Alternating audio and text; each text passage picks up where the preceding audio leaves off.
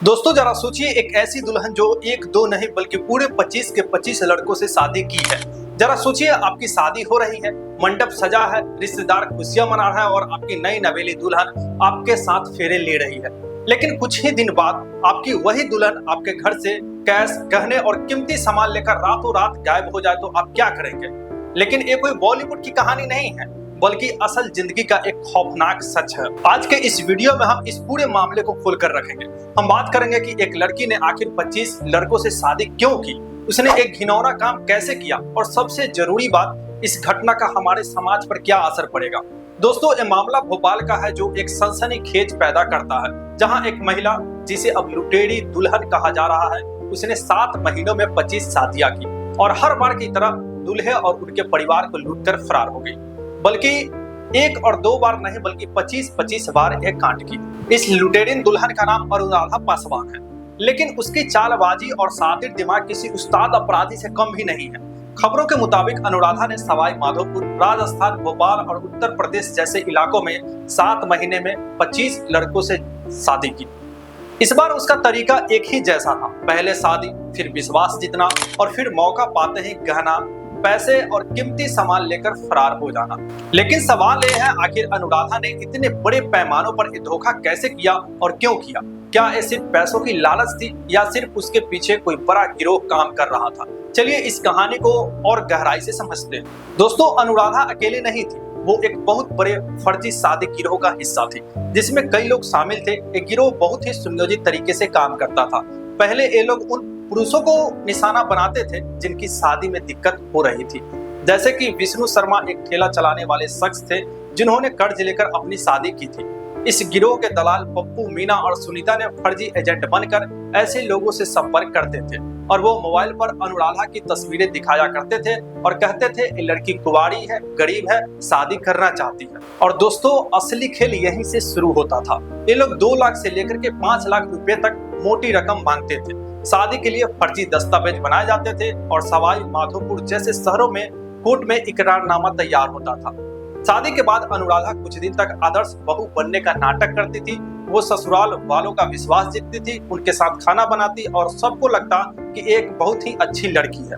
उसके बाद अनुराधा रात को सबको नशीला खाना या पानी में दवाई मिलाकर बेहोश कर देती थी और ये सारे गहने, कैश, यहाँ तक कि मोबाइल फोन लेकर के भी फरार हो जाती थी। एक मामले में विष्णु शंकर ने बताया कि शादी के 13 दिन बाद ही अनुराधा ने छोले भटूरे बनाए थे, लेकिन उसे शक हुआ कि पानी में कुछ मिलाया गया है। जब सुबह उसकी आंखें खुली तो न दुल्हन दिखी, न गहने और न ही नकदी।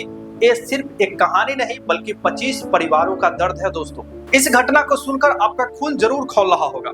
शादी जैसे पवित्र रिश्तों को इस तरह से मजाक बनाना, लोगों की भावनाओं के साथ खेलना और उनकी मेहनत की कमाई लूटना, ये कितना शर्मनाक है। अनुराधा पासवान और उसके गिरोह ने न सिर्फ पैसों की लूट की बल्कि लोगों के भरोसे को भी लूटा है।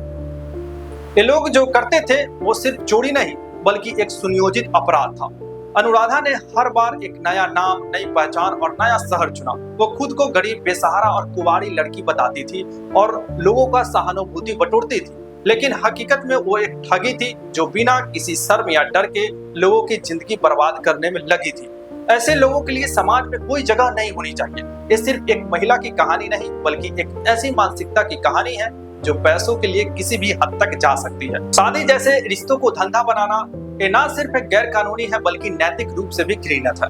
लेकिन दोस्तों, इस कहानी का सबसे बड़ा दुखद हिस्सा है वो 25 दूल्हे और उनके परिवार का सपना टूट गया। सोचिए, विष्णु शर्मा जैसे लोग जो ठेला चलाकर अपनी जिंदगी गुजारा करते थे, जिन्होंने कर्ज लेकर शादी की, उनके साथ क्या बीता होगा। एक पल में उनकी सारी खुशियां, सारी उम्मीदें सब के सब चकनाचूर हो गया। दोस्तों, अब बात करते हैं इस घटना के समाज पर क्या असर पड़ेगा। शादी हमारे समाज में एक पवित्र बंधन की तरह होता है। ये विश्वास, प्यार और साथ का वादा है, लेकिन जब ऐसी घटनाएं सामने आती है तो लोगों का भरोसा टूटने लगता है। लोग सोचने लगते हैं क्या शादी करना अब सुरक्षित भी होगा या नहीं, खासकर उन लोगों के लिए जो पहले से ही शादी के लिए सही रिश्ता ढूंढने में परेशानी झेल रहे हैं। ऐसी घटनाएं समाज में डर और अविश्वास पैदा करती है। लोग शादी के प्रस्ताव पर शक करने लगते हैं, लेकिन हमें यह समझना होगा कि हर इंसान एक जैसा नहीं होता है। कुछ लोग गलत हो सकते हैं, लेकिन इसका मतलब ये नहीं है कि सच्चाई और प्यार खत्म हो गया है। हमें और सतर्क रहना होगा। और हाँ, अगर कोई आपको जल्दीबाजी में शादी के लिए कहे या मोटा रकम मांगे तो तुरंत सावधान हो जाइए। ये लालच और धोखेबाज की निशानी हो सकती है। लेकिन दोस्तों, अच्छी खबर ये भी है कि उस लुटेरी दुल्हन को आखिरकार पकड़ लिया गया है। सवाई माधोपुर की मान टाउन थाना पुलिस ने अनुराधा को भोपाल से गिरफ्तार किया है। पुलिस ने चालाकी से जाल बिछाया, एक कांस्टेबल को नकली दूल्हे बनाकर अनुराधा के एजेंट से संपर्क किया और बस वो पकड़ी गई। पुलिस के इस स्मार्ट कार्रवाई की तारीफ करनी चाहिए। अब अनुराधा से पूछताछ चल रही है और उसके गिरोह से बाकी सदस्यों की तलाशी भी जारी है। उम्मीद है कि सभी पीड़ितों को इंसाफ मिलेगा और ऐसे अपराध करने वाले को कड़ी सजा दी जाएगी। दोस्तों, एक कहानी हमें सिखाती है कि हमें अपने आसपास के लोगों पर ध्यान देना चाहिए। अगर कोई अकेला या दुखी महसूस करता है, ऐसी ठगी का शिकार हुआ है, तो उसका साथ दीजिए। समाज को मिलकर ऐसी घटनाओं के खिलाफ आवाज उठाइए। याद रखिए, प्यार और विश्वास हमारी ताकत है। कुछ लोग इसे तोड़ सकते हैं, लेकिन हमारा हौसला नहीं टूटना चाहिए। अगर आप विष्णु जैसे लोगों के लिए कुछ कहना चाहते हैं तो कमेंट में जरूर बताइए। तो दोस्तों, आज के लिए बस इतना ही। मिलते हैं अगले वीडियो में एक नई कहानी, एक नया सबक और ढेर सारी जानकारियों के साथ।